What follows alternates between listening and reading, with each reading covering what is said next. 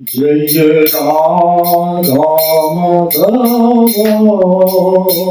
कुंज बिहारी जय राधा माधव कुंज बिहारी जय राधा माधव कुंज बिहारी जय राधा माधव कुंज बिहारी गोपी जन वल्लभ गिरिवरधारी जय गोपी जन वल्लभ गिरिवरधारी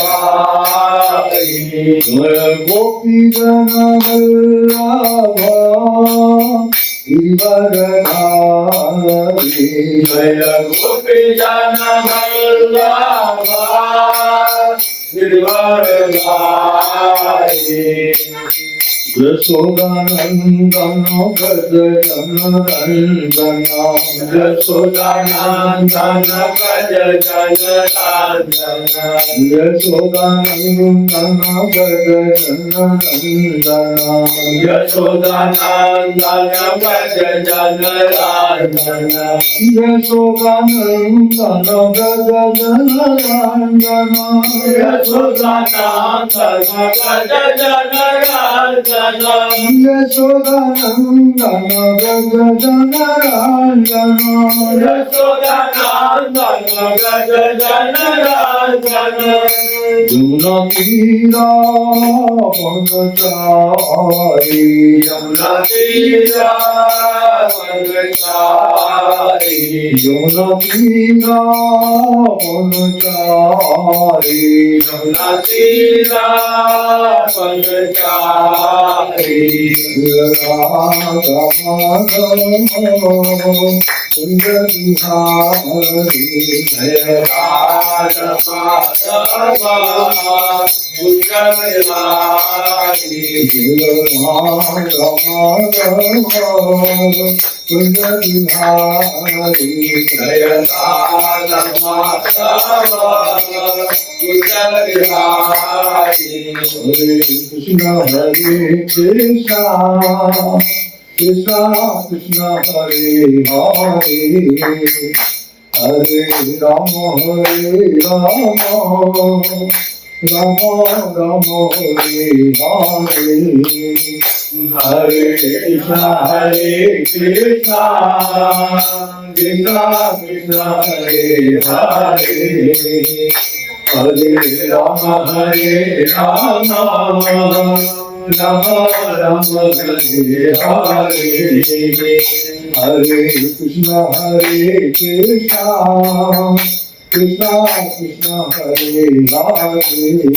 हरे हरे हरे राम राम राम हरे हरे हरे कृष्ण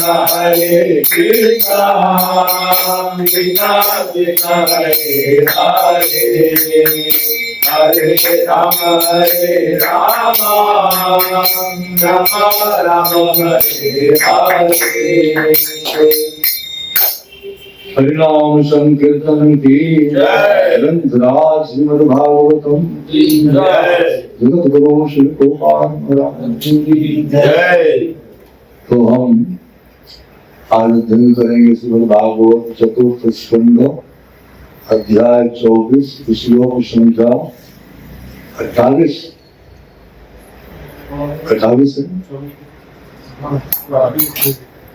है। ओम नमो भगवते वासुदेवाय ओम नमो भगवते वासुदेवाय ओम नमो भगवते वासुदेवाय ओम नमो भगवते वासुदेवाय ओम नमो भगवते वासुदेवाय ओम नमो भगवते वासुदेवाय। नारायणं नमस्कृत्य नारायणं नमस्कृत्य नरं चैव नरोत्तमं चैव नरोत्तमं देवीं सरस्वतीं व्यासं देवीं सरस्वतीं व्यासं ततो जयमुदीरये नष्टप्रायेषु भद्रेषु नष्टप्रायेषु भद्रेषु नित्यं भागवत सेवया नित्यं भागवत सेवया भगवती उत्तम श्लोके भगवती उत्तम श्लोके भक्तिर्भवति नैष्ठिकी भक्तिर्भवति नैष्ठिकी। तो आप सभी हमारे पीछे पुरानी है यह परम ब्रह्मसो साक्षात् श्री गुणात् जीव संहिता भगवन्तं वासुदेवं प्रपन्न स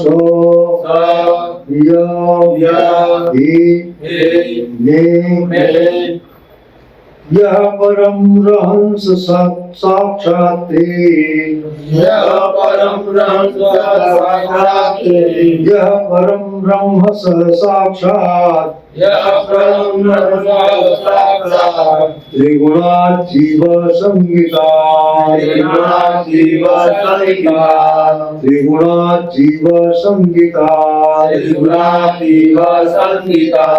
भगवन्तं वासुदेवं प्रपन्न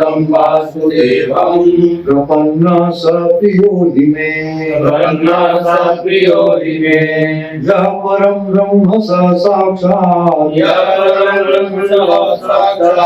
त्रिगुणात् जीव संहिता भगवन्तं वासुदेवं प्रपन्न स प्रियोहि मे यः परं ब्रह्म स साक्षात् त्रिगुणात् जीव संहिता भगवन्तं वासुदेवं प्रपन्न स प्रियोहि मे यः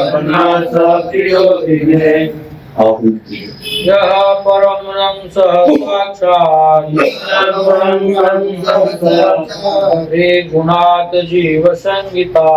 त्रिगुणात् जीव संहिता भगवन्तं वासुदेवं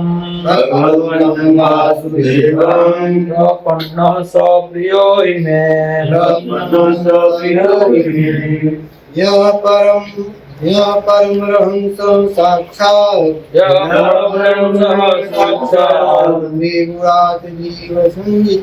त्रिगुणात् जीव संहिता भगवन्तं वासुदेवं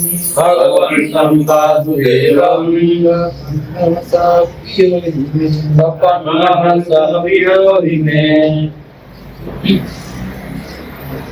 झूमते Hare Krishna, so Vaishnava Pranam for the Krishna Yupa Jai. Ya Param Brahma Saksha यः परं ब्रह्म स साक्षात्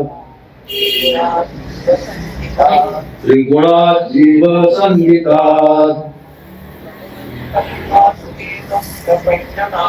भगवन्तं वासुदेवं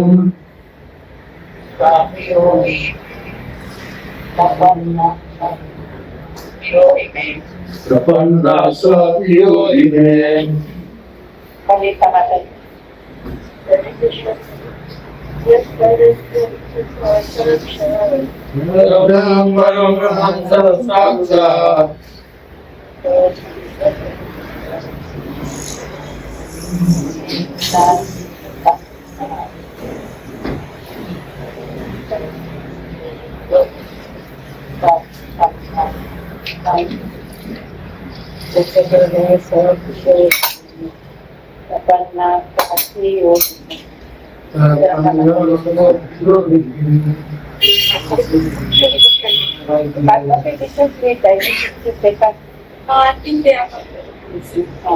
यहाँ परम ब्रह्म साक्षात यह परम ब्रह्म साक्षात त्रिगुणातीत संहिता त्रिगुणातीत संहिता भगवन्तं वासुदेवं भगवन्तं वासुदेवं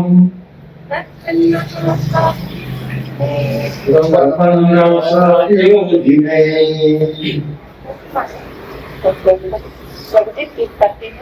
और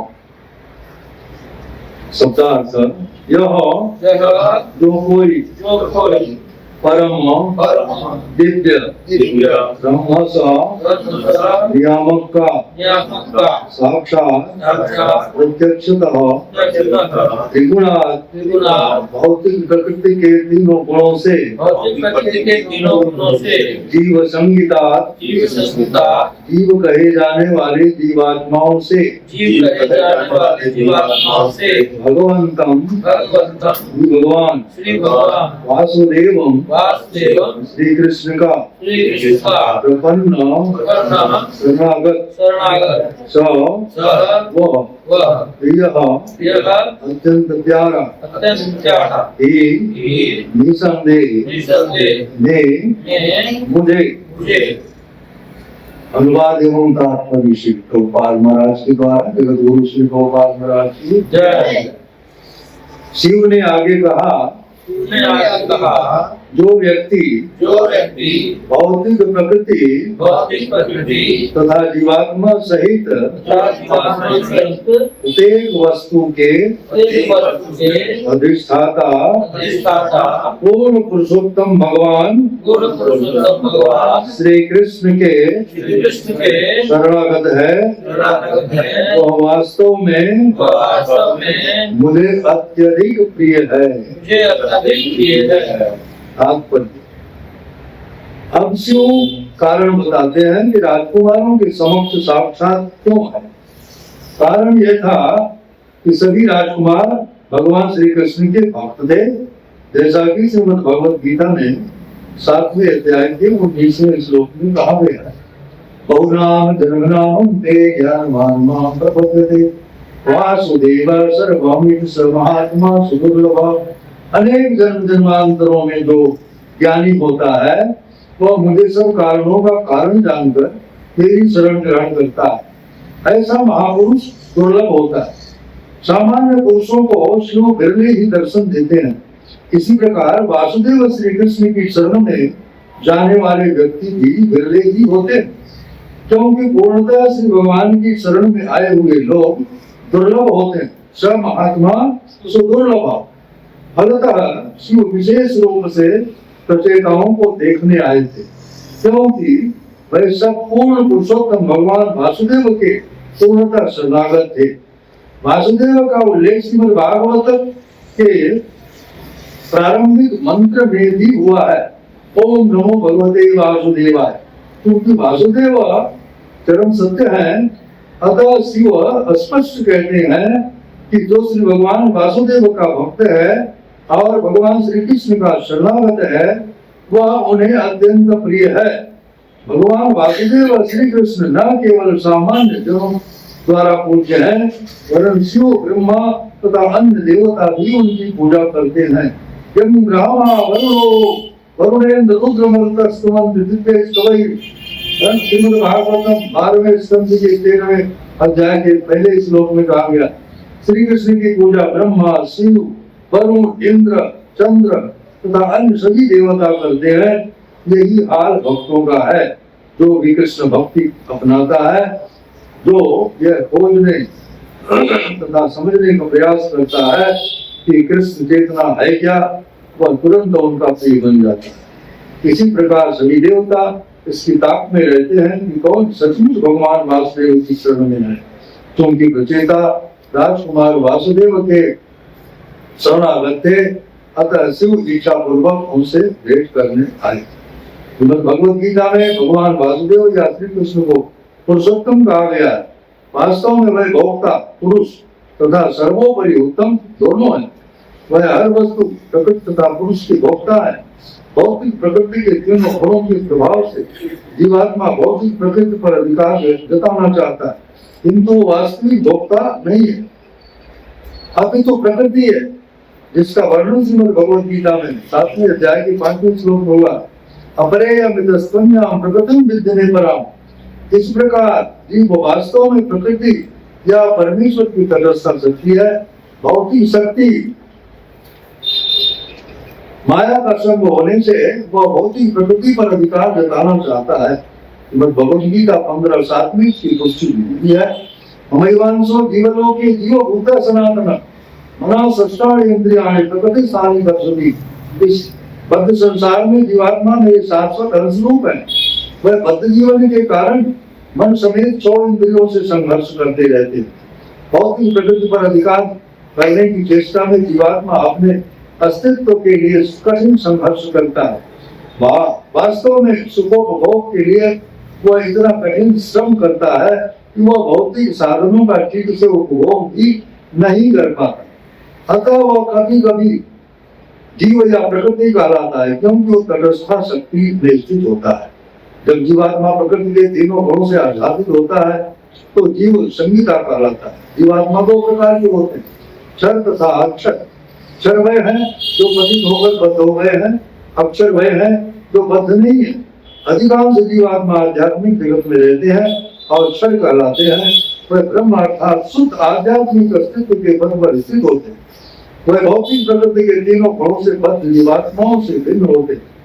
क्षर तथा अक्षर इन दोनों से ऊपर होने के कारण भगवान श्री कृष्ण अथवा वासुदेव को श्रीमद् भगवद गीता 15:18 में पुरुषोत्तम कहा गया। निर्विशेषवादी वासुदेव को निर्गुण ब्रह्म के रूप में बता सकते हैं, किंतु वास्तव में निर्गुण ब्रह्म श्री कृष्ण के अधीन होता है। इसकी पुष्टि भी श्रीमद् भगवद गीता 14:27 में हुई है। ब्राह्मणों ही प्रतिष्ठा हम ब्रह्म संहिता 5:40 में भी पुष्टि हुई है। श्री कृष्ण ही निर्गुण ब्रह्म के स्रोत है। यस्य प्रभा प्रभवतो जगदन्य कोटि कोटि सुशेष वसुधा विभूति बिंदा। निर्गुण ब्रह्म श्री कृष्ण के शारीरिक तेज के अतिरिक्त और कुछ नहीं है, और इस शारीरिक तेज की किरणों में असंख्य ब्रह्मांड तैर रहे। इस तरह सभी प्रकार से वासुदेव श्री कृष्ण परमेश्वर है और शिव उनसे अत्यंत संतुष्ट होते हैं। तो श्री कृष्ण को पूर्ण रूप से समर्पित है। श्री कृष्ण यही चाहते हैं कि समर्पण पूर्णतः हो, जैसा कि श्रीमद् भगवद गीता के अंतिम अध्याय 18:66 में उन्होंने गीत किया है, सर्वधर्मान् परित्यज्य मामेकं शरणं व्रज। साक्षात शब्द भी महत्वपूर्ण है। तथा कथित भक्त तो अनेक हैं, किंतु वास्तव में वह केवल कर्मी तथा ज्ञानी होते हैं, क्योंकि वह प्रत्यक्ष रूप से भगवान श्री कृष्ण के भक्त नहीं होते। कभी कभी कर्मी अपने कर्म का कर्म फल वासुदेव को अर्पित कर देते हैं, जो कर्मार्पण कहलाता है। ये सकाम कर्म माने जाते हैं, क्योंकि कर्मी जन भगवान श्री विष्णु को भी शिव तथा ब्रह्मा जैसा देवता मानते हैं। क्योंकि वह श्री विष्णु को देवताओं के समान पद पर मानते हैं, अतः उनके अनुसार देवताओं के प्रति समर्पण वासुदेव के प्रति समर्पण जैसा है। किंतु यहाँ पर इस मत का तिरस्कार हुआ है, क्योंकि यदि ये सत्य होता तो शिव कहते कि मुझ में वासुदेव श्री विष्णु या ब्रह्मा में समर्पण एक ही है। किंतु शिव ऐसा नहीं कहते, क्योंकि वे स्वयं वासुदेव की शरण में जाते हैं, और जो कोई भी वासुदेव की शरण में जाता है वह उन्हें परम प्रिय होता है।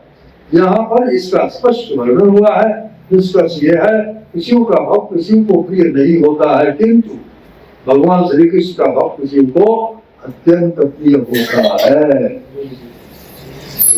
ओम ज्ञानतिमिरान्धस्य ज्ञानाञ्जनशलाकया चक्षुरोन्मीलितं येन तस्मै श्रीगुरवे नमः। श्रीचैतन्यमनोभीष्टं स्थापितं येन भूतले स्वयं रूपा मह्यं ददाति स्वपदान्तिकम्। वन्देऽहं श्रीगुरो श्रीगुरुपदकमलं श्रीगुरुवैष्णवांश श्रीरूपं साग्रजातं सर्वगुणकालिकं तुलसीदेवं साद्वैतं सावधूतं परिजनसहितं कृष्णचैतन्यदेवं श्रीराधा कृष्णपादां सर्वललिता श्रीविशाखान्वितां हे कृष्ण करुणा सिंधु दीनबंधो जगत्पते गोपेश गोपिका कांत राधा कांत नमोस्तुते तप्त कांचन गौरांगी राधे वृंदावनेश्वरी सुषभानो सुते देवी नमामि वाञ्छाकल्पतरुभ्यश्च कृपासिन्धुभ्यैव च पतितानां पावनेभ्यो वैष्णवेभ्यो नमो नमः नमो महावदान्याय कृष्णप्रेमामृताय कृष्णाय कृष्ण चैतन्य नामिने गौरत्रिवे नमः जय श्री कृष्ण चैतन्य प्रभु नित्यानंद श्री अद्वैत गदाधर शिवासादि गौर भक्तवृंद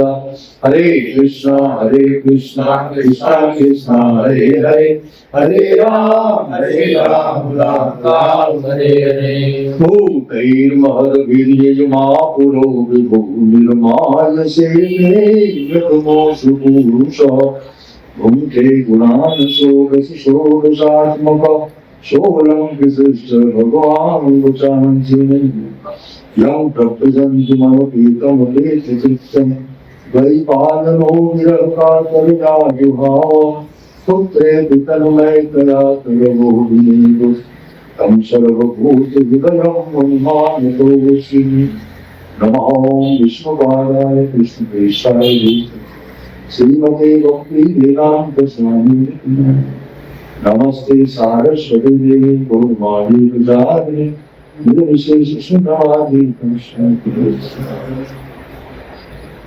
Recording in progress. तो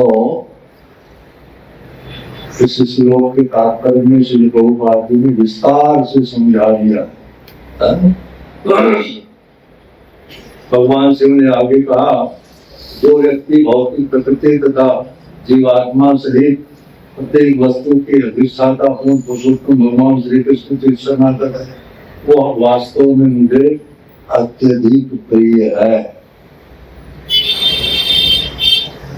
भगवान शिव जैसा कि आप जानते हैं वैष्णव नाम का शंभु समस्त वैष्णवों में भगवान शिव सर्वश्रेष्ठ है और भगवान के अवतार ही है। तमोगुण को स्वीकार करके भगवान शिव अवतार लेते हैं। तो भगवान शिव प्रचेताओं को क्यों मिले? पिछले श्लोक में आपने देखा है कि प्रचेता गण जब भगवान शिव को देखे तो उन्हें साष्टांग प्रणाम किए। लेकिन जो हमें शिक्षा देता है कि वैष्णव को हमें सम्मान देना चाहिए। इसी प्रकार अब भगवान शिव कह रहे हैं कि बहुनाम जन्म रामंते ज्ञानवान माम प्रपद्य। भगवद गीता में भगवान कहते वही बात भगवान शिव भी यहाँ दोहरा रहे हैं। मुझे क्यों प्रिय है भगवान के भक्त? क्योंकि भगवान के भक्त जो है वो भगवान को समर्पित रहते, भगवान कृष्ण के शरणागत रहते। हमें शरण किसकी लेनी चाहिए? भगवान कृष्ण की। कि देवताओं की? भगवान श्री कृष्ण की शरण लेनी चाहिए। जैसा कि भगवान अंतिम अध्याय के 66वें श्लोक में कहते हैं सर्वधर्मान् परित्यज्य मामेकं शरणं व्रजामि त्वां सर्वपापेभ्यो मोक्षयिष्यामि मां शुचः। तुम सारे धर्मों को छोड़ करके मेरी शरण में एकमात्र आ जाओ, मैं तुम्हें सब पापों से मुक्त कर दूंगा। तुम शोक मत करो। लेकिन हम भगवान के शरण में जाने में संकोच करते हैं, है कि नहीं? हम सबकी शरण में जा सकते हैं, किंतु जब भगवान की शरण में जाने की बात आती है तो हमें भ्रम हो जाता है कौन भगवान, किसकी शरण में जाए, है कि नहीं? यहाँ पर भगवद गीता में भगवान बताते हैं कि बहुनाम जन्म नामन्ते ज्ञानवान माम प्रपद्यते। भगवान की शरण में कौन जाता है? ज्ञानवान, है कि नहीं? हर कोई शरण में नहीं जा सकता। आप लोगों ने जो भगवान की शरण ली है इसका मतलब ही सिद्ध हो जाता है कि आप लोग ज्ञानी हो, है कि नहीं? ज्ञानवानों की श्रेणी में आप लोग आते हैं, इसलिए भगवान की शरण में आए। बहु नाम जन्म नाम, एक तो जन्म नहीं, अनेक जन्मों के बाद जब हमें ज्ञान हो जाता है कि भगवान वासुदेव ही सब कुछ है। मत्ता परतरम नान्यत् किंचित् अस्ति धनंजय, मेरे अलावा कुछ नहीं इस संसार में, जो कुछ देख रहे हो वो सब मैं ही हूं। वास्तविकता में अगर आप देखेंगे तो ये सारी सृष्टि भगवान के अंदर ही है। इस संसार में ऐसा कोई व्यक्ति है, कोई प्राणी है जो अपने अंदर सृष्टि कर सकता है? अपने ही अंदर सृष्टि कर सकता है कोई? ऐसा है? लेकिन एकमात्र भगवान है जो अपने अंदर ही सारी सृष्टि कर रहे हैं। सब कुछ भगवान के अंदर है और भगवान सब में है। एको बहुनाम योग विदधाति कामा, भगवान लघुत्तम भी है और महत्तम भी है। आपने पढ़ा होगा लघुत्तम महत्तम, है कि प्रारंभिक कक्षाओं में पढ़ा होगा लघुत्तम और महत्तम। भगवान सबसे छोटे हैं, इतने छोटे हैं कि छोटे से छोटे बैक्टीरिया के अंदर भी भगवान विराजमान। सही बात है करो, छोटे से छोटे बैक्टीरिया के अंदर भी भगवान है, क्योंकि बैक्टीरिया में भी मूवमेंट होता है ना, होता है। विज्ञान के छात्र जो है जानते हैं। तो मूवमेंट क्यों होता है? क्योंकि भगवान उसके अंदर है, आत्मा और परमात्मा के रूप में है। छोटे से छोटे जीव के शरीर में भी भगवान परमात्मा आत्मा के रूप में है, और बड़े से बड़े जीवों के अंदर भी महत्तम इतने हैं कि सब कुछ उन्हीं के अंदर ही है। उनकी महानता, उनके महत्तम होने का एक प्रमाण है कि सारी सृष्टि उन्हीं के अंदर ही है। तो भगवान की शरण में अनेक जन्मों के बाद जब जीव को ये ज्ञान हो जाता है कि भगवान वासुदेव ही सब कुछ है, उनके अलावा इस जगत में कुछ कोई, तब वो भगवान की शरण में आते हैं। और भगवान की शरण में जैसे ही आते हैं वो क्या हो जाते हैं? महात्मा। क्या हो जाते हैं? आप सभी महात्मा। भगवान की शरण में आते ही महात्मा बन जाते हैं। भगवद गीता के शिष्यों में क्या है? बहुनाम जन्म नामन्ते ज्ञानवान माम प्रबद्धते, वासुदेव सर्वमित स महात्मा सुदुर्लभ। ऐसे महात्मा दुर्लभ, दुर्लभ ही नहीं सुदुर्लभ, बड़ी मुश्किल से मिलेंगे। इस क्षेत्र में देख रहे हैं ना कितनी बड़ी आबादी है, किंतु यहाँ भागवत क्लास में बैठे हुए लोग कितने हैं? अंगुली पर गिने जा सकते हैं। तो सुदुर्लभ है ये बात। अच्छा, जब महात्मा बन जाते हैं तो क्या होता है? आप डायरेक्ट भगवान की जो अंतरंगा शक्ति है उसके संरक्षण में आ जाते हैं। भगवान की 3 शक्ति है, कौन कौन? अंतरंगा, बहिरंगा और तटस्थ। तो जीव जो है वो तटस्थ है, एकदम किनारे पर। तट मतलब किनारा होता है, बॉर्डर में एकदम। जरा सा लेफ्ट जाए तो अंतरंगा शक्ति के संरक्षण में आ जाएगा, और जरा सा राइट जाए तो बहिरंगा शक्ति के अंदर है। अब जीव अगर सतर्कता बरते तो वो हमेशा भगवान की अंतरंगा शक्ति के अंतर्गत रह सकता है। स महात्मा सुदुर्लभ महात्मा न सुमाम पार्थ दैवी प्रकृति भाषता। दैवी प्रकृति के अधीन रहता है वो महात्मा। भजन्ति अनन्य मनसो ज्ञात्वा भूतादिमभ्यम्।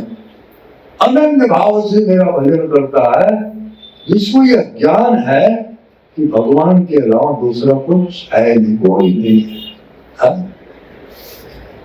आगे श्री गोपाल जी बताते हैं, सामान्य पुरुषों को शिव बिरले ही दर्शन देते। शिव जी इतनी आसानी से सबको दर्शन नहीं देते। हाँ? जो भगवान के हैं, भगवान के हो गए हैं, ऐसे भक्तों को, शरणागत भक्तों को, जो भगवान के आश्रय ले लिए, चरणों का आश्रय ले लिए है, उन्हीं को भगवान शिव का दर्शन होता है, सबको नहीं होता। आप नोट कर लीजिए। भगवान शिव का दर्शन किसको होता है? जो भगवान के आश्रय में है। इसी प्रकार वासुदेव श्री कृष्ण की शरण में जाने वाले व्यक्ति भी विरले ही होते हैं। भगवान की शरण में जाने वाले भी विरले ही होते, कोई कोई होते, सब भगवान की शरण में नहीं जा सकते। ब्रह्मांड भ्रमिते कौन भाग्यवान जीव, गुरु कृष्ण प्रसादे पाई भक्ति लता बीज। इस ब्रह्मांड में असंख्य जीव भटक रहे हैं, विभिन्न लोगों में नाना प्रकार के अपने किए हुए कर्मों के फल भुगत रहे हैं, किंतु जिस पर भगवान की कृपा हो जाए, गुरु की कृपा हो जाए, उसे ही भगवान की भक्ति प्राप्त हो सकती है।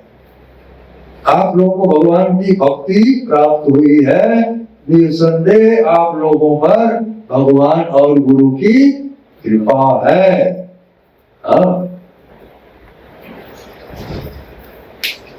क्योंकि पूर्णतः भगवान श्री भगवान की शरण में आए हुए लोग दुर्लभ होते, सब महात्मा से दुर्लभ। फलतः शिव विशेष रूप से प्रत्येताओं को देखने आए थे, क्योंकि वह सब पूर्ण पुरुषोत्तम भगवान वासुदेव के पूर्णतः शरणागत थे। ये भगवान श्री कृष्ण के शरण में ऐसा नहीं 1%, 2%, 10%, 100% वो भगवान की शरण में, इसलिए भगवान शिव उनके पास आए। श्रीमद् भागवतम के प्रारंभिक मंत्र में भी हुआ है, ओम नमो भगवते वासुदेवाय। श्रीमद् भागवतम शुरू ही होता है इस मंत्र से, ओम नमो भगवते वासुदेवाय। क्योंकि वासुदेव चरम सत्य है, भगवान वासुदेव ही चरम सत्य है।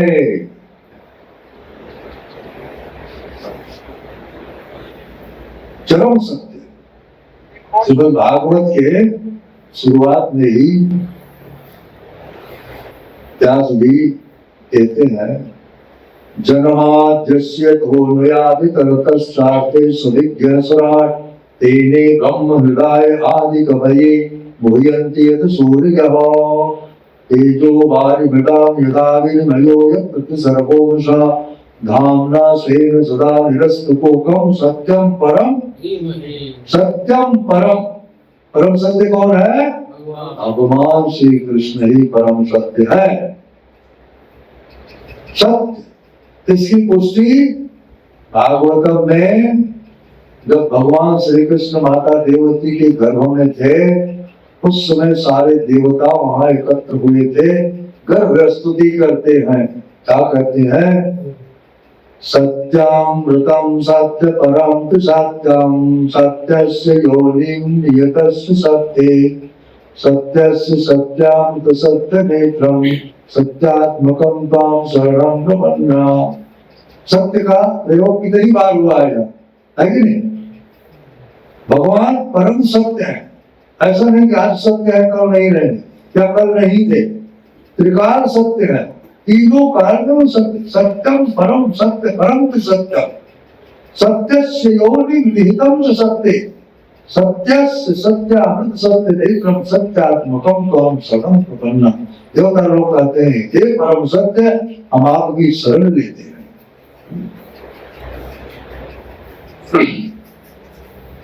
आगे भी देखिए, यम ब्रह्मा वरुणो वरुणेन्द्र रुद्र मरुतस्तमन्ति देस्तवै। कितने लोगों का नाम आया है जो भगवान की स्तुति करते हैं? श्री कृष्ण की पूजा ब्रह्मा, शिव, वरुण, चंद्र, इंद्र, अन्य सभी देवता करते हैं। तो सारे देवता जब भगवान की शरण लेते हैं तो हम क्यों पीछे हैं?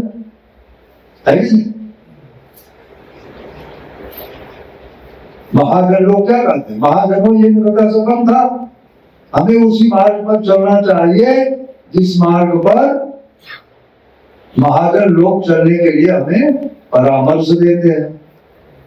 महाजनों ये निकटा से कम था, जिस मार्ग पर महाजन लोग चले हैं हमें उसी का अनुसरण करना चाहिए। तो जब सारे देवता भगवान की शरण ले रहे हैं तो हमें भी उनका अनुसरण करना चाहिए ना। अब इस भौतिक जगत में देवताओं की भी शरण लेते हैं लोग। अब देवताओं की शरण क्यों लेते हैं? भौतिक कामना से, हाँ? भौतिक कामना की। ज्ञाना प्रपद्यन्ते अन्य देवता। कामनाओं ने, भौतिक इच्छाओं ने जिनकी बुद्धि को हर लिया है वही भिन्न भिन्न देवताओं की शरण में जाते हैं। किस लिए जाते हैं? भौतिक वस्तुओं की याचना कर। अब देवता चूंकि भौतिक है, सारे देवता इसी ब्रह्मांड के निवासी है। कहाँ क्या है? किसी भौतिक जगत के निवासी सारे देवता हैं। तो देवता देंगे तो क्या देंगे? किसी भौतिक जगत की वस्तु देंगे, आध्यात्मिक जगत की वस्तु थोड़ी देंगे, है कि नहीं?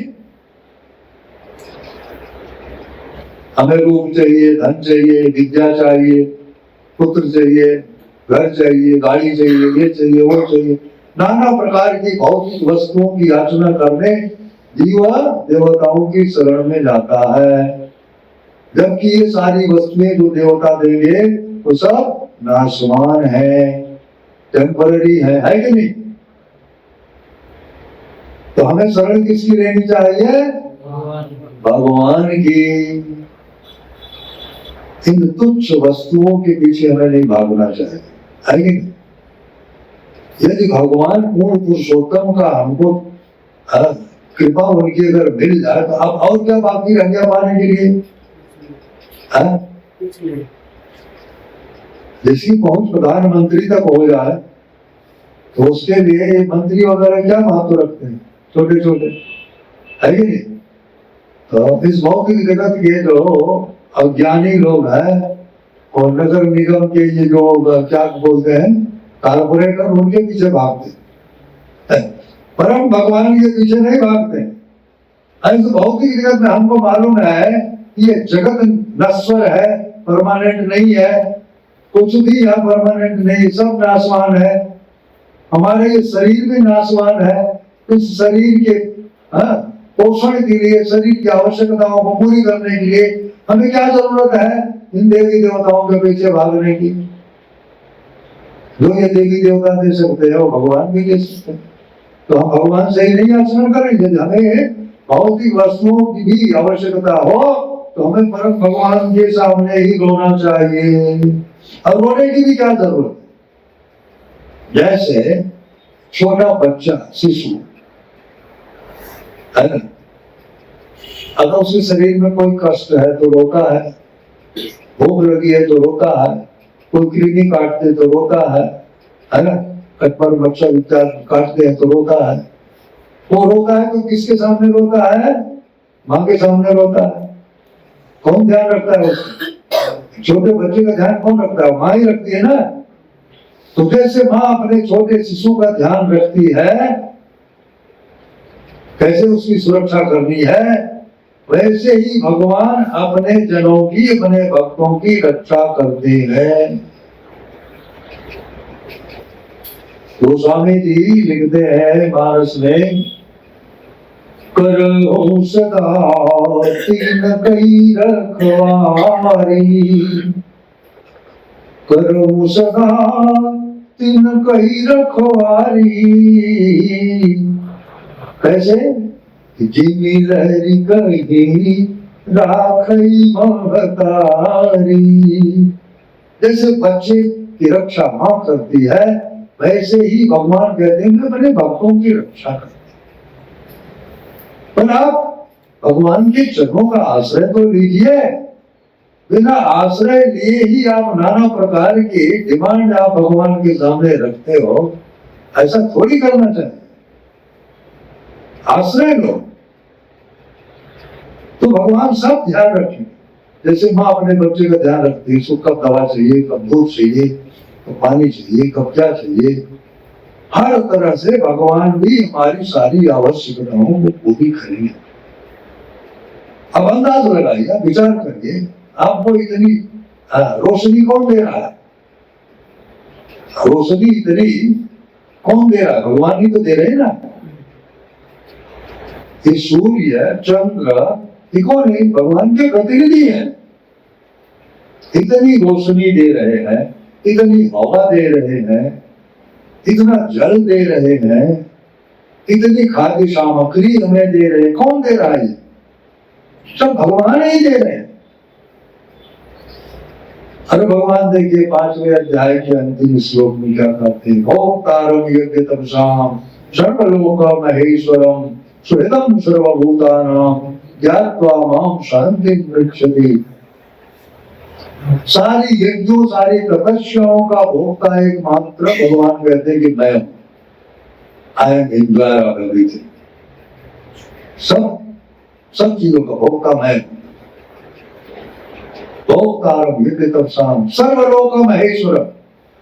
एक दो लोक नहीं, सारे लोक, जितने भी लोग इस ब्रह्मांड में हैं, सबका एकमात्र मालिक कौन है? भगवान नहीं कहते मैं मालिक हूं।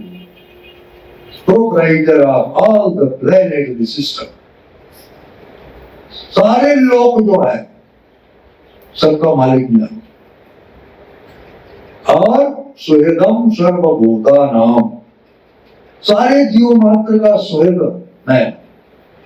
अब जीवों में छोटे भी जीव आ जाते हैं, बड़े जीव भी आते हैं। छोटे जीव बड़े जीव ऐसा कर सकते हैं क्या? जीव तो एक समान है, सब एक ही आकार है। शरीर भिन्न भिन्न रूप है कि नहीं? शरीर का आकार छोटा बड़ा हो सकता है, किंतु जीव समान रूप से उतने ही बड़े हैं। कितने बड़े हैं जीव? बता सकते हैं जीव का परिमाण? श्वेताश्वतर उपनिषद में कहा गया है, आप बाल के टिप को, बाल की नोक को एक बार आप 100 भागों में बांटिए, फिर उसके एक टुकड़े को फिर 100 भाग में बांटिए। 10,000 भाग में बांटिए तो उतना छोटा जीव का स्वरूप है। क्या संभव है? 2 टुकड़े में करना भी संभव नहीं है, 10,000 भागों में कैसे है? तो इसीलिए यह जीव प्रत्येक शरीर में है, किंतु अपनी चेतना के कारण ही अनुभव किया जाता है कि शरीर में जीवात्मा है। और जो आपके शरीर के अंदर रक्त संचार होता है वो उसी के कारण होता है, उसी की शक्ति है। तो पूरे शरीर में जहाँ रक्त संचार नहीं होता है हम अनुभव नहीं कर पाते हैं, है कि नहीं? तो इस प्रकार से भगवान कहते हैं हम सबके सुहृद हैं। सुहृद का मतलब होता है स्वार्थ रहित चिंतक, बिना किसी स्वार्थ के जो दूसरों का हित सोचे उसे सुहृद कहा जाता है। और जो ये जान लेता है ज्ञात्वा मां शांति पृच्छति, कोई शांति को प्राप्त कर सकता है। दुनिया शांति के पीछे भाग रही है कि नहीं? शांति शांति शांति नहीं है, जीवन में शांति नहीं है। शांति शांति सब रट लगाए, एक ही रट लगाए, शांति शांति। कहाँ शांति मिलेगी? किसी को पता है शांति कहाँ है? अगर किसी को पता चल जाए शांति कहाँ है, वहाँ भीड़ लग जाएगी। शांति यही है जहाँ आप बैठे, यही शांति है। क्यों? आप भगवान की शरण में हो, भगवान के रूप गुण लीला परिकर इत्यादि के विषय में सुन रहे हो, है कि नहीं? यही शांति है। यही से बाहर निकलोगे अशांति शुरू हो जाएगी। जब तक जाओ तब तक शांति। ज्ञात्वा मां शांति मुच्यते, ये फार्मूला बता रहे भगवान। विभिन्न कामनाओं के पीछे जो भाग रहा है उसे शांति का अनुभव नहीं हो सकता, है कि नहीं? और अशांत क्यों है जीव? भिन्न भिन्न नाना प्रकार की जो कामना है उसके अंदर, अगर आप संतुष्ट हो जाओ, whatever you are getting, उसमें संतुष्ट हो जाओ, यदि इच्छा लाभ संतुष्ट हो, द्वंद्व आती तो विवत्सर, समझ सिद्धा सिद्ध हो न निबद्धति। भगवान कहते हैं भगवत इच्छा से जो प्राप्त हो जाए आप उसी में संतुष्ट हो जाओ। यदि इच्छा लाभ संतुष्ट, मानस में भी कहा गया, क्या कहा गया है कि बिनु संतोष न कामन सावही, तो कामय छतय सुख सपने होनाई। जब तक आपके अंदर कामनाएं हैं तब तक आप सुख का अनुभव नहीं कर सकते। इन कामनाओं पर आपको नियंत्रण करना होगा। अति आवश्यक जो आवश्यकताएं हैं, अनिवार्य है, आप वहीं तक सीमित रखो अपनी कामनाओं को, फिर आपको सुख भी मिलेगा, शांति भी मिलेगी, है ना। गीता भगवान कहते हैं नास्ति बुद्धि युक्तस्य नाचा युक्तस्य भावना न च भावयते शांति अशांतस्य कुतः सुखम्। जिसकी बुद्धि स्थिर नहीं है, जिसकी भावना स्थिर नहीं है, अशांत है जो, है ना, जब अशांत है उसे सुख कहां से मिल सकता, अशांत कुतः सुख। इसीलिए सुख का फार्मूला भगवान बताते हैं, इसको अच्छी तरह से पढ़ना चाहिए, ध्यान से समझना चाहिए। तो प्रचेता गण तो भगवान शिव मिले हैं, बड़े भाग्यशाली है प्रचेता गण, क्योंकि भगवान के शुद्ध भक्त हैं, इसलिए भगवान के परम वैष्णव भगवान शिव का उन्हें दर्शन प्राप्त हुआ है और भिन्न भिन्न प्रकार से भगवान शिव उन्हें शिक्षा देंगे। हरे कृष्ण। कहीं कुछ गलती हो गई हो तो क्षमा कर।